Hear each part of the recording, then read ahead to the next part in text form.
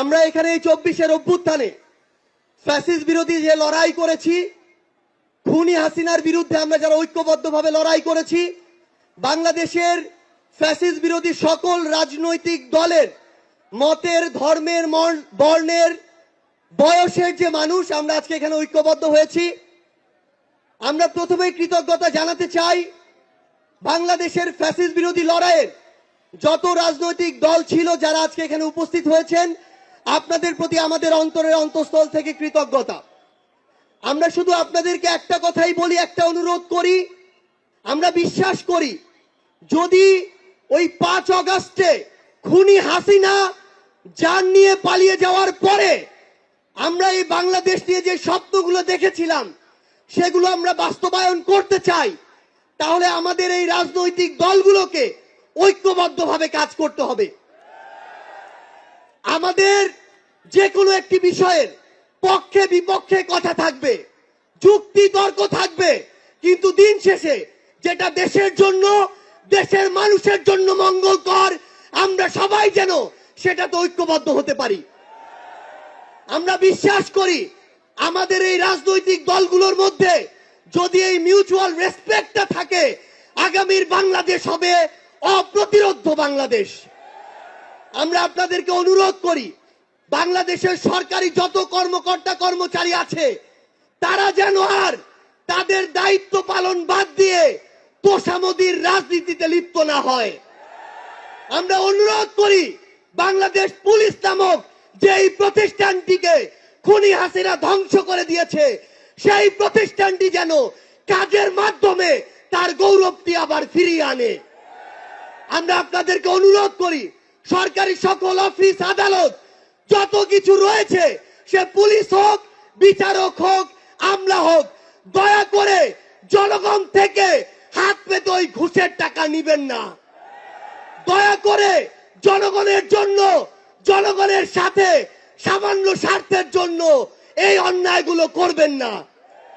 আমরা আপনাদের সামনে অনুরোধ করতে চাই এই রাষ্ট্রীয় প্রতিষ্ঠানগুলোকে খুনি হাসিনা নিজ হাতে ধ্বংস করে দিয়ে গিয়েছে। সকল রাজনৈতিক দলকে ঐক্যবদ্ধভাবে এই প্রতিষ্ঠানগুলো সংস্কার করতে হবে। এই প্রতিষ্ঠানগুলোতে যেন সেই মানুষটি বসে যেই মানুষটি দেশ এবং মানুষের জন্য ভালো, সেই মানুষটি নয় যেই মানুষটি আমার মাইম্যান। আমাদের একটি জিনিস লক্ষ্য রাখতে হবে, আমার সামনে আমার আহত যোদ্ধারা, আমার সামনে 16 বছর ধরে বিভিন্ন রাজনৈতিক দলের কিংবা নির্দলীয় যারা ফাইট করেছেন তারা বসে আছেন। আমার সামনে আমার শহীদ পরিবার রয়েছে। এই প্রত্যেকটি গুম, খুন, বিচার বহির্ভূত হত্যা, এগুলোর বিচার যেন আমরা ঐক্যবদ্ধভাবে করি। এই খুনি হাসিনার বিচার যেন আমরা ঐক্যবদ্ধভাবে করি। একটা জিনিস মনে রাখতে হবে, নিজেদের সামান্য স্বার্থের জন্য যেন কোনো অপরাধী ছাড় না পেয়ে যায়। কোন অপরাধীর জন্য সুপারিশ নিয়ে আমরা যেন থানায় না যাই। কোন অপরাধীর জন্য সুপারিশ নিয়ে আমরা যেন কোনো বিচারকের কাছে না যাই। এই নতুন বাংলাদেশে ধ্বজভঙ্গ ওই শিক্ষার সিস্টেমগুলো, এই কারিকুলামগুলো আমাদেরকে ঠিক করতে হবে। এই বাংলাদেশকে বাংলাদেশ পন্থী হিসেবে গড়ে তুলতে হবে। আমরা আপনাদের কাছে অনুরোধ করি আগামীর যে বাংলাদেশ আমরা স্বপ্ন দেখি, সকল রাজনৈতিক দল যদি ছোট ছোট স্বার্থগুলোকে একপাশে রেখে ঐক্যবদ্ধভাবে কাজ করি তাহলে সেগুলো আমরা বাস্তবায়ন করতে পারবো।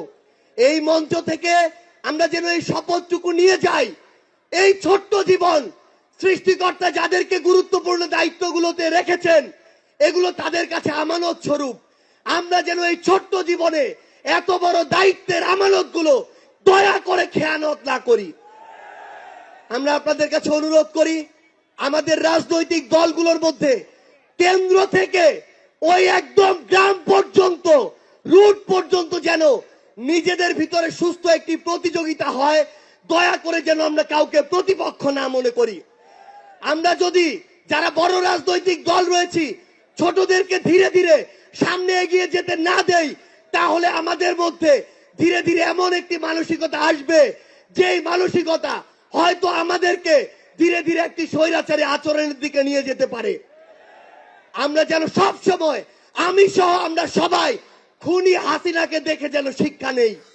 আমরা আপনাদের কাছে অনুরোধ করি, আগামীর বাংলাদেশকে আমরা ঐক্যবদ্ধভাবে গড়ব। এবং একটা জিনিস শুধু মনে রাখবেন, দিন শেষে দেশ এবং মানুষের স্বার্থকে সবার আগে রেখে যদি আমরা এগিয়ে যেতে পারি, তাহলে আমাদের কাঙ্ক্ষিত বাংলাদেশ সম্ভব।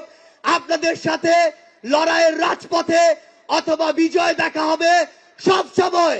বাংলাদেশের এই নতুন আজ যে পার্টিটি জন্ম নিতে যাচ্ছে, সেই পার্টির সাথে থাকবেন, সমর্থনে থাকবেন, দোয়ায় রাখবেন। আপনাদের সাথে আবারও দেখা